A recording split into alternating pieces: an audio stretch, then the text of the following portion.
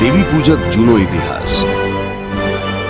Director, writer and editor દીપક કુમાર કંકોડિયા. બહુ સમય પહેલાનો ઇતિહાસ છે.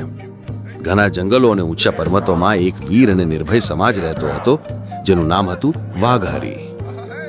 આજે ઘણા લોકો તેમને દેવી પૂજક અથવા વાઘરી કહીને બોલાવે છે, પરંતુ અમારું અસલી નામ અને ઇતિહાસ કંઈક અલગ જ છે. વાઘરી લોકો એવા યોદ્ધા હતા જે જંગલોમાં રહેતા હતા. અમે અમારા ભોજન અને જીવન માટે શિકાર કરતા હતા. અમારા સમાજનું મુખ્ય કામ હતું શિકાર કરવું, અને તેમાં પણ વાઘ અને સિંહ જેવા ખતરનાક જાનવરોનો શિકાર અમારી ખાસિયત હતી. આ કોઈ સહેલું કામ ન હતું, માટે દિલેર અને નીડર થવું જરૂરી હતું, અને અમે એ જ હતા. અમારા હથિયાર હતા ભાલો, ધનુષ્ય, બાણ. આ હથિયારો સાથે અમારો સૌથી મોટો હથિયાર હતી અમારી આસ્થા.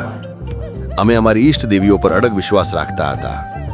અમે માનતા હતા કે ભલે અમારી ગરદન કપાઈ જાય, પણ દેવીનું અપમાન ન થવું જોઈએ. એ આસ્થા અમને શક્તિ અને સાહસ આપતી હતી. જંગલોમાં રહેવું, વાઘ, સિંહ જેવા હિંસક જાનવરોનો સામનો કરવો અને તેમનો શિકાર કરવો, આ બધું અમારું રોજબરોજનું જીવન હતું.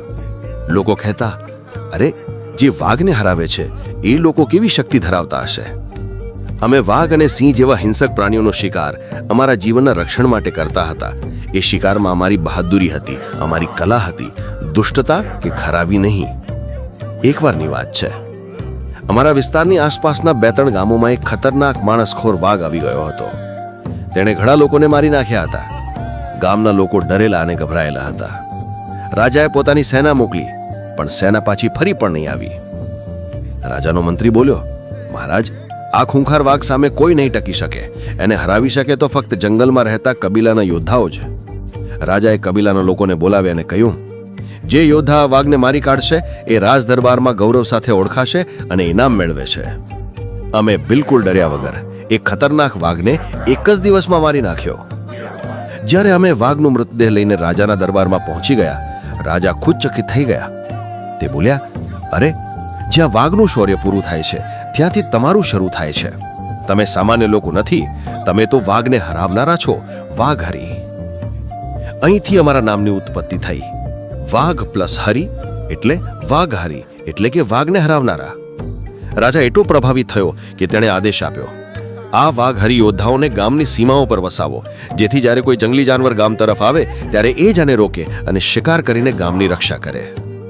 ત્યારથી વાઘહરી લોકો ગામોની સીમા પર રહેવા લાગ્યા, જંગલ અને ગામ વચ્ચે એક ઢાલની જેમ. જ્યાં બાકી લોકો ડરતા હતા ત્યાં અમે અડગ ઊભા રહી જતા હતા. રાજાએ આખા રાજ્યમાં જાહેરાત કરી, વાઘહરી વગર શિકાર કરવું અસંભવ છે. જ્યારે પણ રાજા કે તેના મંત્રીઓ શિકાર પર જતા, તેઓ વાઘહરી યોદ્ધાઓને સાથે લઈને જતા. રાજા અને લોકોને ખબર હતી કે વાઘહરીમાં વાઘ જેવી તાકાત છે. પછી સમય પસાર થયો અને અંગ્રેજો ભારતમાં આવ્યા. તેમણે અહીંની ઘણી જાતિઓને ડરાવીને, લાલચ આપીને કે ચાલાકીથી નમાવી લીધી, પણ વાઘહરી તેમની વાતોમાં આવ્યા ન હતા. અમે કહ્યું, અમે ક્ષત્રિય છીએ. વાઘહરી વર્ષનો એક નિયમ છે, પરાજય સહન કરીશું પણ ગુલામી નહીં. અંગ્રેજોએ ઘણી કોશિશો કરી, વારંવાર દબાણ કર્યું, ડરાવ્યા, ધમકાવ્યા, પૈસા અને જમીનનો લાલચ આપી, પછી ધમકીઓ આપી, પછી બંદૂકો તાણી, પણ વાઘહરી ન માન્યા. અમે કહ્યું, અમે તો રાજાનો પણ હુકમ વિચારીને માનતા હતા. અંગ્રેજોની તો અમારી સામે કોઈ ઓકાત જ નથી. અમે અમારા તીર ભાલા લઈને મોરચે પર ઊભા થઈ ગયા. જંગલોમાં છુપી જઈ વૃક્ષોના પાછળથી ઘાત લગાની અંગ્રેજી ફોજ પર હુમલો કર્યો. અમારા તીર તેમની બંદૂકો સાથે અથડાયા. અમારું સાહસ તેમની યોજનાઓ પર ભારે પડ્યું. ઘણીવાર અંગ્રેજો ઉલટા પગે ભાગી ગયા. તેઓ આશ્ચર્યચકિત હતા.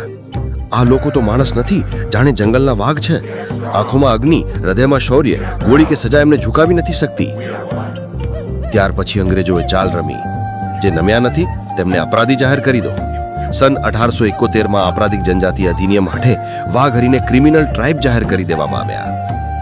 જે નમતા નથી તેમને કલંકનો તાજ પહેરાવો, તેથી જનતા એમની બહાદુરી નહીં, બદનામીથી જ ઓળખે. આ અંગ્રેજોની સૌથી નીચી ચાલ હતી. તેઓ ઈચ્છતા હતા કે અમે તૂટી જઈએ, પરંતુ અમે ન નમ્યા. અમે જંગલોમાં જ રહ્યા, અમારી દેવી પર વિશ્વાસ રાખીને જીવતા રહ્યા. અમે અમારી આઝાદી, પરંપરાઓ અને ઓળખ છોડી નહીં.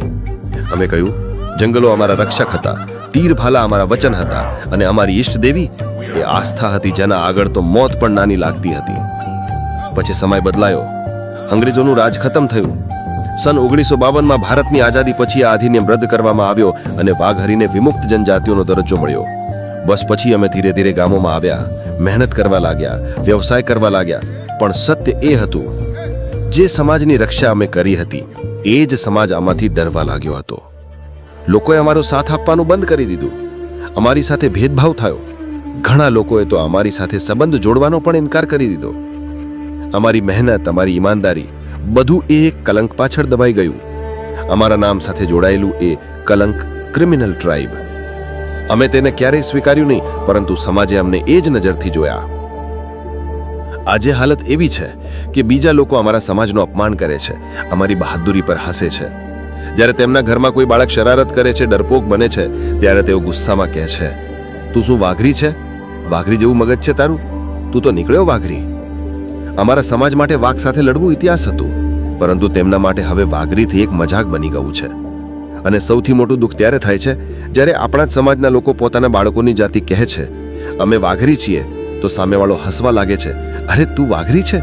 અમને તો લાગ્યું કોઈ જાતભાટ છો તમે. વાઘરી પણ કોઈ જાત હોય છે?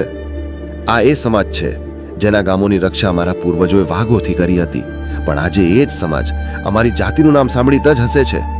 લોકોએ અમારી બહાદુરી ના જોઈ, ફક્ત અમારો ટેગ જોયો. અમારા નામથી પણ ડરવા લાગ્યા. વાઘને હરાવનારા વાઘરીને લોકો વાઘરી બોલવા લાગ્યા, જાણે અમારી ઓળખને કાપીને નાની કરી દેવામાં આવી હોય. વાઘરી નામમાં જે ગૌરવ, વીરતા અને ઇતિહાસ હતો એ ધીમે ધીમે લોકોની જુબાન અને દિલ બંનેમાંથી મીટતો ગયો. વાઘરી હવે એક મજાક બની ગયો. બોલનારાઓ પણ હસીને કહેને, અરે વાઘરી છે શું? જાણે બહાદુરી નહીં પણ કોઈ ભૂલ હોય અમારા સમાજમાં જન્મ લેવો. પણ અમે વાઘહારી હતા. અમે અંગ્રેજોની રોટલી નહીં ખાધી, અમે અંગ્રેજોની ચાકરી નહીં કરી, અમે એમની ગુલામીને ન સ્વાભિમાન માની અને સમજાણ.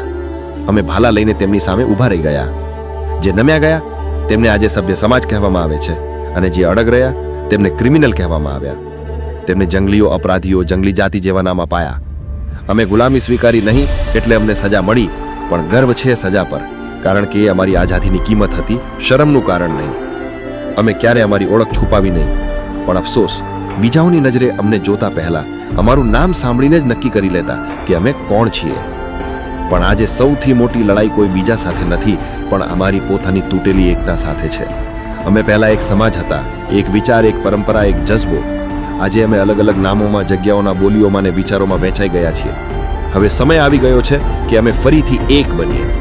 અમારા પૂર્વજોની અસલી તાકાત એમના હથિયારો ન હતા, પણ એમની એકતા હતી. હવે અમારે ફરીથી એ જ અવાજ બનવું છે, જે જંગલમાંથી ઉઠે અને ઇતિહાસમાં ગૂંજી ઉઠે.